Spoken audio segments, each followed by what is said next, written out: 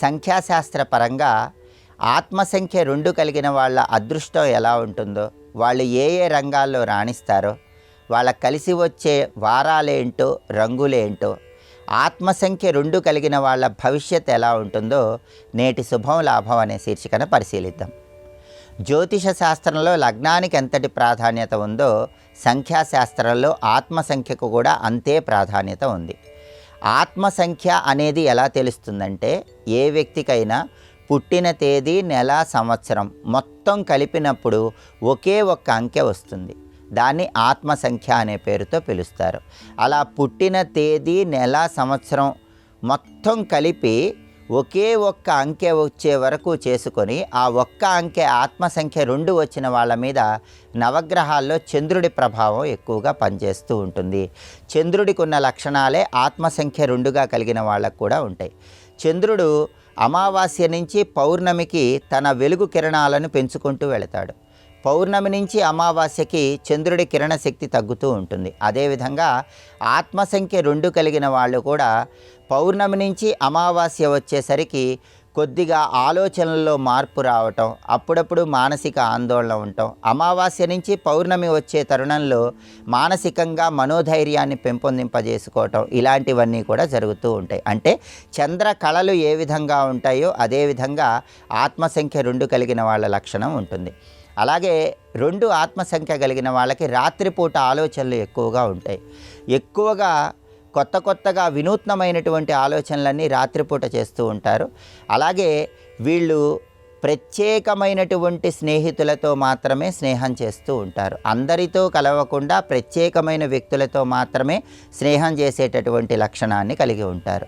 అలాగే ఆత్మసంఖ్య 2 కలిగిన వాళ్ళు సున్నితమైన మనస్సును కలిగి ఉంటారు. దానివల్ల ఎవరైనా మాట అన్నప్పుడు ఆ మాట వల్ల కొద్దిగా బాధపడే లక్షణాన్ని కూడా కలిగి ఉంటారు.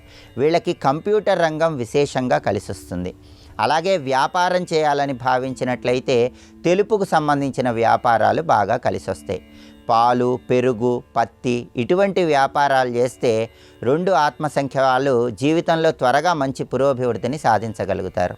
అలాగే ఆత్మసంఖ్య 2 వచ్చిన వాళ్ళు ఆత్మసంఖ్య 5 వచ్చిన వాళ్ళను వివాహం చేసుకున్నట్లయితే లక్షణాల పరంగా వాళ్ళ దాంపత్య జీవితం అన్యోన్యంగా ఉంటుందని సంఖ్యాశాస్త్రంలో చెప్పడం జరిగింది. అంటే పుట్టిన తేదీ, నెల, సంవత్సరం మొత్తం కలిపినప్పుడు వచ్చే అంకె 5 వచ్చిన వాళ్ళను వివాహం చేసుకోవటం ద్వారా వీళ్ళ దాంపత్య జీవితంలో చక్కటి అనుకూలత ఏర్పడుతుంది.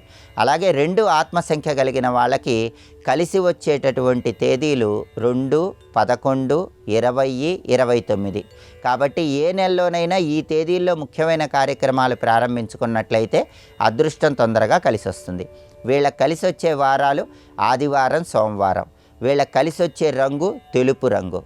ఆత్మసంఖ్య 2 వాళ్ళకి చంద్రుడి ప్రభావం ఎక్కువగా పనిచేస్తుంది. కాబట్టి జీవితంలో త్వరగా మంచి పురోభివృద్ధిని సాధించాలంటే ప్రతిరోజు కూడా స్నానం చేసిన తర్వాత చంద్రుడికి సంబంధించిన సోం సోమాయ నమః అనే మంత్రాన్ని వీలైనన్ని సార్లు స్మరించుకుంటే ఉత్తమ ఫలితాలు కలుగుతాయి.